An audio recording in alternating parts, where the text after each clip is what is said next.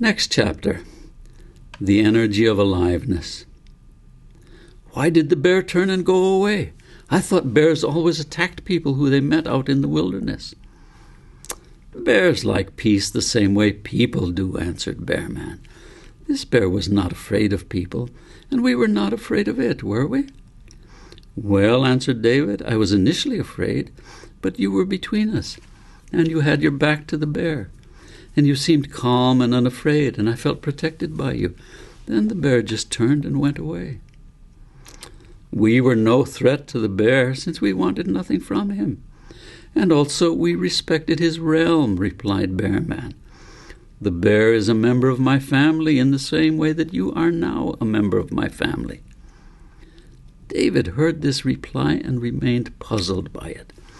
What Bear Man had answered gave rise to several other questions. What is a realm? And why do you say I am a member of your family?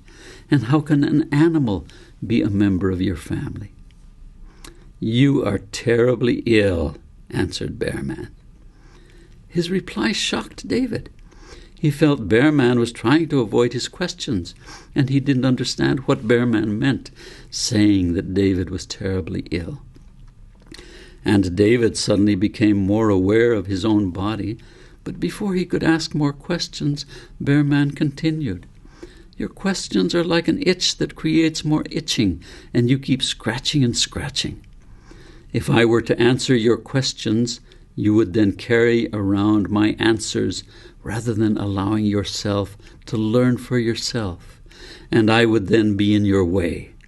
You would carry me around rather than letting the earth be your teacher, rather than letting the bear be your teacher, rather than letting everything that is alive be your teacher in every moment. I am here to help you wake up. Or rather, you are here so that you can wake up instead of continuing to dream of questions. Your questions are not bad, but they continue to keep you asleep. Let your questions melt into a deep curiosity. Be alert that the whole universe is trying to bring you back into relationship, and that relationship requires presence, profound presence. David felt something stirring deep within his body. He was aware that his questions had always been answered by someone, usually father or mother or a teacher, or if they didn't answer, they would try to divert his attention elsewhere. He realized Bear Man was trying to help his attention move to a different place, and he could feel it moving. It was a thrilling experience. He realized that there was a vast space around him, and this space was full, richly full of so much that was crisp and alive and buzzing with a kind of energy, and that this energy was part of him, and he was a part of it.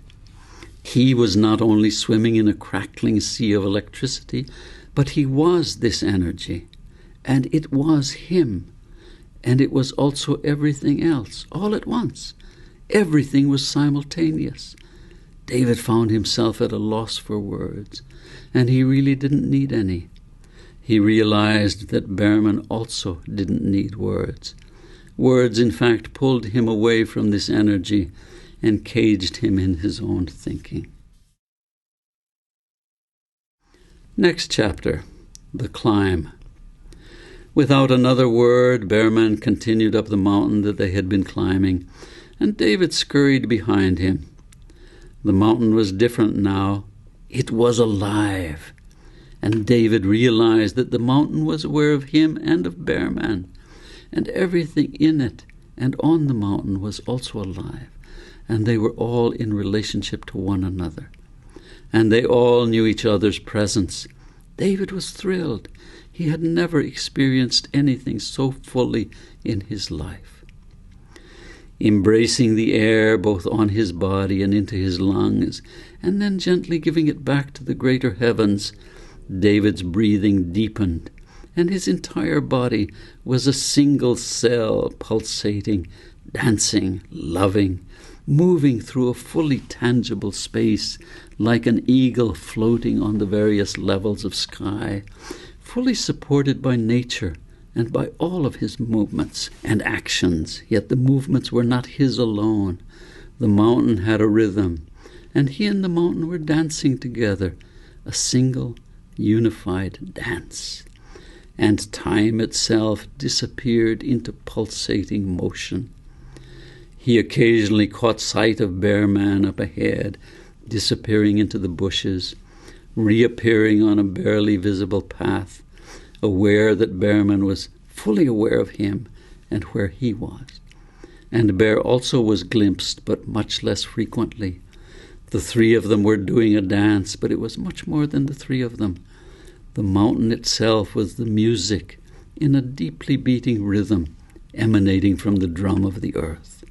And everything, the sky, the bushes, the trees and birds, the wind and odors, all swayed into one blossoming, incredible, flowering creation.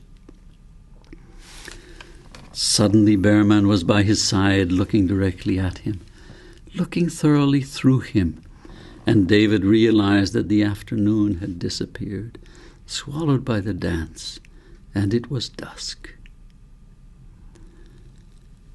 Moving back down the mountain effortlessly, David realized his questions had dissolved into a profound presence and a deep reverence for all. They arrived at the place where they had left their clothes, and as he dressed he realized how binding his clothes were and how they insulated him from the mountain and the sky, and he knew he would never be clothed on this mountain again. Next chapter, returning to the village. The evening turned quickly dark as they made their way toward the village. Bearman's walk was brisk and certain, and David realized that even without light there was a glow to him, and in fact everything around had a distinct luminance. It was not so much seen as felt, a glowing energy that his entire body could feel as long as his thinking was quiet and no questions intruded. The dance that he had experienced doing with the mountain continued along the path back to the village, and when he saw the light of the fires in the village, it looked like a celebration of people, a feast, a gathering of very distinct and creative alivenesses, a sea of human awareness everywhere. Bearman led him to the long wooden house where he had spent his first night. Was it only last night? That seemed impossible. David felt like an old inhabitant of this village, and when he saw Grandfather with his white hair and stringy beard, tears came into his eyes, and he knew that this is where he belonged. His other life, the life of the boy trying to understand, had been left far behind, and he now lived in a magical world, a world where profound awareness was inhaled and exhaled as completely natural, a universe where everything was deeply alive and profoundly present. An old grandmother greeted him as he came through the door, saying, "So our new son has returned," with a warm smile as she embraced him with her words. Everyone in the longhouse acknowledged him with a nod, a glint of recognition, a friendly feeling of warm acceptance. David recognized how lean of feeling his previous life had been, and here in only a day everything had changed, deep within himself but also in the world around. Bearman had showed him where to sit, and he was handed a wooden bowl and a spoon made from horn, and he helped himself to some fish and greens that were in a larger bowl in the center. With his first warm taste, he remembered that he had not eaten all day, and he suddenly remembered that when he had asked Bearman on the mountain when they were going to eat, Bearman had replied, "Let your body enjoy the hunger it is feeling, and you will realize that this feeling itself is delicious." David ate with relish. Each mouthful of the warm food was a true gift, and he felt a deep appreciation for those who had caught the fish, gathered the greens, and prepared the food. A boy sitting next to David asked him, "Did you adventure the mountain with Bearman?" David felt a rush of feeling so warm and full that there was no room for words. He looked at the boy and tears came to his eyes. He heard himself reply, "I loved it." And it seemed like every cell in his body was creating these words. A hush fell over the people in the longhouse as Bearman slowly stood up and nodding toward David, he said, "Our new brother comes to us with the name of David. It is not his own name, but one he was given to carry him until he discovers his own. Today he met the mountain, and the mountain embraced him. He learns quickly, and has already shed some of the brittle clothing that he was made to wear in the land from which he comes. He's getting to know his body as his friend, even though he thinks that Harry, Dick, and Balls are the names of 3 boys in the village." Everyone in the longhouse chuckled, laughed, grinned, smiling. David blushed. As his hair grows and he leaves the cocoon of boyhood, we will welcome a new man in our village, a man who called to us and to whom grandfather rushed in rescue just in time to prevent his being caged in the trap many people enter as a protection from their own aliveness and fullness. He turned toward David and said, "This is your home. This is your family. We welcome you, and we will hold you as you shed the cocoon of childhood and honor your entry into the brilliance of being fully human. We already thrill to the undiscovered gifts that we know you carry, and we embrace the times when you will share those with us and help us, as a village, to enter our own creative wholeness." A soft rumble swept through the longhouse as everyone beat their wooden plate with the wooden spoon. Next chapter, Getting Stuck. That night David slept like he had never slept before, deep, profound, and restful, except for a disturbing dream. He dreamt that he was a child and that his parents were also children. In fact, there were only children in the world, but each child was in prison, and each prison was different. His parents were in prison together, and whenever one of them tried to escape, the other would quickly help rebuild the hole in the wall through which escape was possible. And they were both very busy constructing the prison in which David was held. They called the prison safety, and had the view that without the prison no one would survive. Each prison was unique, and yet they were each the same prison. When he awoke, David found this aspect confusing, yet in the dream there was no confusion. There was instead a frantic activity engaged in by everyone to maintain the prison system and to write extensive pages of words justifying the prison system as absolutely necessary. And every child person spent unbelievable amounts of time memorizing this prison justification material and quizzing one another on it.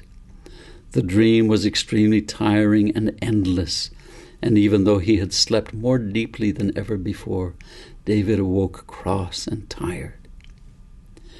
In the morning he went out and splashed some water on his face from the nearby stream. He saw grandfather and Bearman holding their hands in the air and went up to them complaining. The first thing he said grumpily was, "Bearman, you shamed me last night in front of everyone with your comment about Harry, Dick, and Balls." He could barely utter these words, but he was so full of emotion that he squeaked them out. Both Bearman and grandfather looked at him directly with their eyes wide open, and then both of them laughed. And David said, "I don't like to be laughed at, especially in front of people that I've just met." Bearman put his hand on David's shoulder and said, "I was trying to help you through a place where you're stuck." "I don't know what you mean," replied David. "I'm not stuck anywhere. You deliberately embarrassed me in front of everyone." Bearman smiled gently and said to David, "The most difficult part of being stuck is when we don't even know that we are stuck.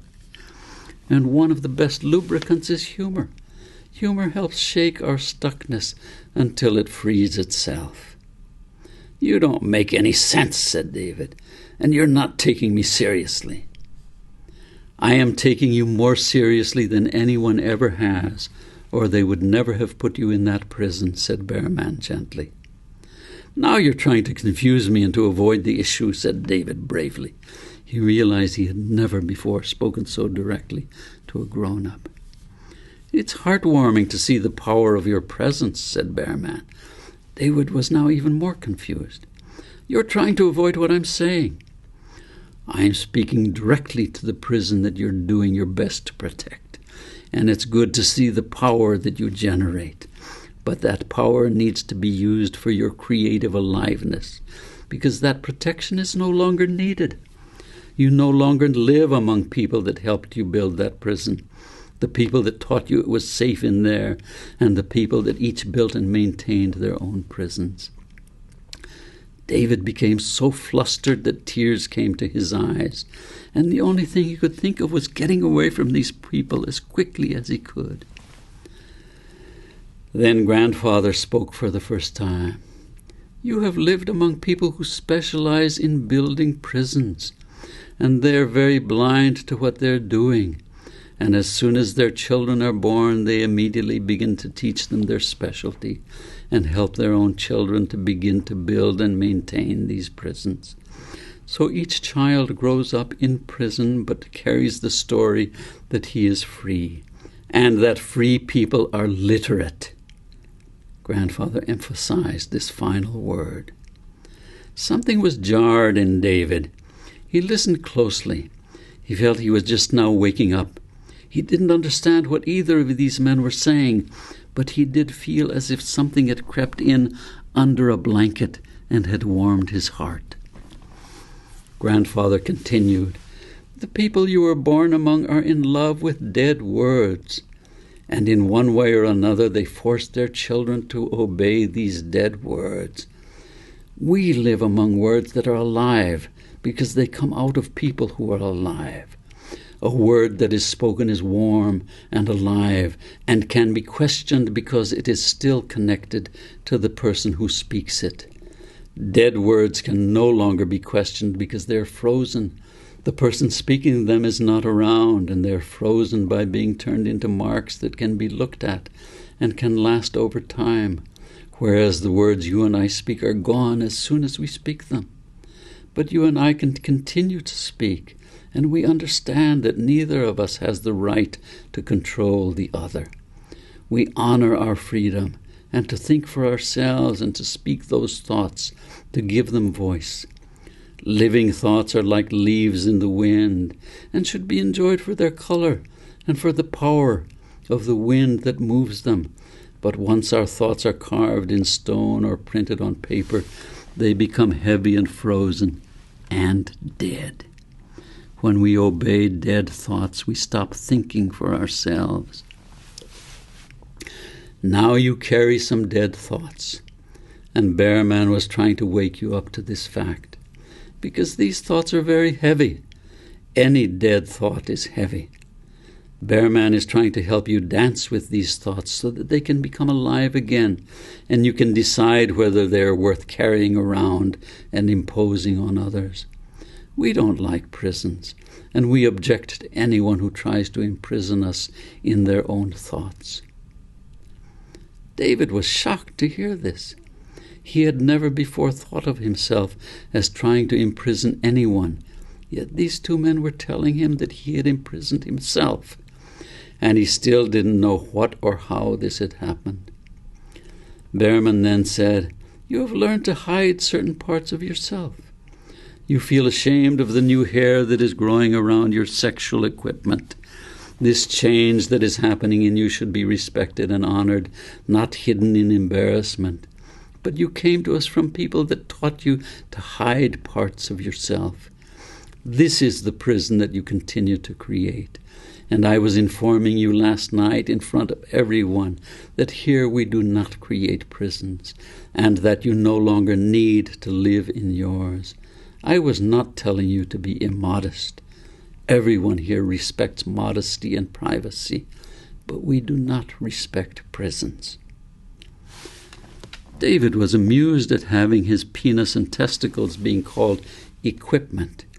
He had never thought of this as equipment before, but it made sense. Equipment is something to be used when needed, and in fact is essential, is stowed where one can find it when necessary, but is not necessarily in the way. David realized that his own embarrassment was in the way, like a stumbling block that he himself maintained, and he had never before thought of himself as being stuck there or frozen.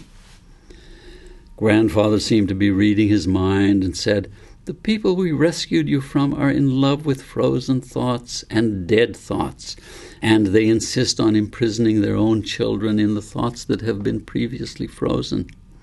It is fine to know about thoughts that dead people have frozen, but they should not be treated as laws that need to be obeyed. We think this kind of blind obedience is an illness, and that the people you come from don't realize that they are ill, but instead take their illness as a great gift that they try to impose on everyone else. And if people don't obey, they kill them." David was shocked to hear his people being described like this, yet he was aware that this is how he had felt living with them. The most important things were not spoken about. Any real questions were met with frozen answers. He had felt imprisoned in school and not free to pursue the things that interested him. He did not feel that he could ask questions about those things that were most personal and intimate. And he could never talk about Gordy and Elephant without people either laughing at him or meeting his words with a stony silence. Next chapter, Stories. "If we get so stuck in different places, how can we ever get unstuck?" asked David. "Ah," said Grandfather, "that is where your wholeness is so important. For even when we're stuck, we're working on getting through that tight passageway. But we must be aware. We have to really take into account where we are. And even though we have spoken about frozen thinking and being trained to obey the frozen thinking, some part of us is always struggling to return to our wholeness. Only when we are whole are we truly healthy. And even frozen thinking has a tremendous value, but we must always remember that frozen thinking is always just a story, someone's story. It is not a recipe for everyone to adhere to, but a story about one person's struggle to return to wholeness. And frequently, frozen thinking is the story of where a person is stuck.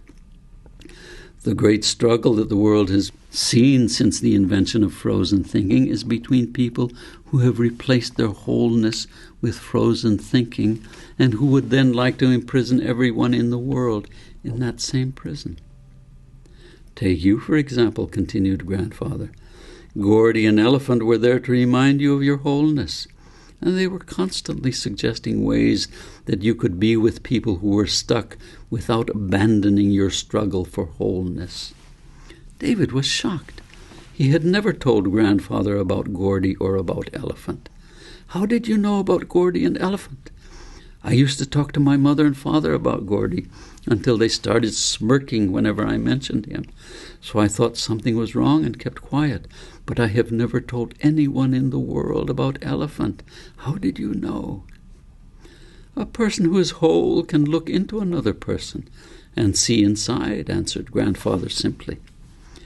"But I didn't know that was possible, and no one I know has ever said anything like that. Everyone has always acted as if what is inside is closed to others," ejaculated David. "A person who is stuck sees the world as a part of their own stuckness. And the people you come from have a peculiar illness that is very severe. In fact, it's an epidemic in the world. And they would like to infect everyone who is not ill," Grandfather continued. "A person who is stuck cannot see beyond their own stuckness, and they carry the idea that everyone else should be stuck in the same way. They have no understanding of wholeness and balance. That is why it was so important for us to rescue you.